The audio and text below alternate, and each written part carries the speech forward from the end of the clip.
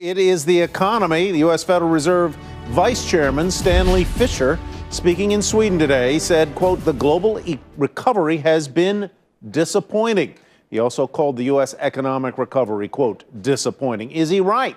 Jared Bernstein is a CNBC contributor and senior fellow at the Center on Budget and Policy Priorities. Bob McTeer is a former president of the Dallas Fed. Jared, let me begin with you. How do you react to what Mr. Fischer said?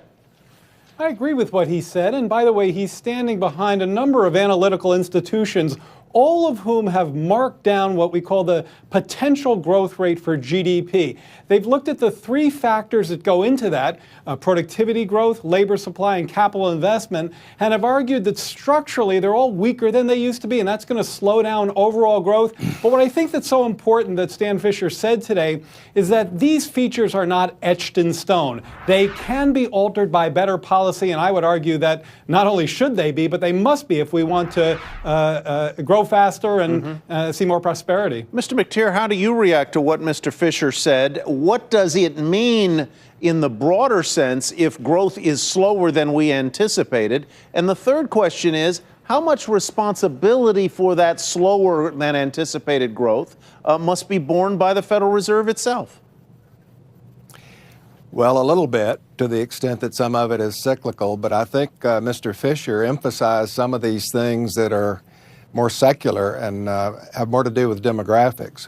For example, productivity has been lousy for several years. In 11, 12, and 13, it grew only about 0.75%. It declined 4.5% in the first quarter and only rebounded 2.5% in the second. Then you've got your labor force participation rate, which is at a 36-year low at, I believe it's 62.9. You've got the employment population ratio at an all-time low these last few months at around 59. We have fewer and fewer people, to quote my former friend and senator, not former friend, but former Senator Phil Graham, who used to talk about we've got more and more people riding in the wagon and fewer people pulling it. So we have workers producing not so much every year, so much more, and then we've got fewer workers. Is that Mr. McTeer, since you raise it, is that a demographic phenomenon, which is one of the things you mentioned at the top there, but is that a demographic thing or a policy problem? In other words, that you have more people riding in the wagon and fewer pulling it? Well, I think it's largely demographic. We're all getting older, and we're not replacing our population so much right now. All right. One thing we need to do, we need some immigration reform to get some new workers in here. I don't disagree. But let me just say that I think one can overemphasize the demographic point. I agree that it's very much in the mix. But if you look at the decline in the labor force, 3 percentage point decline, that's big. It's one of the key factors driving this reduction in potential growth rate.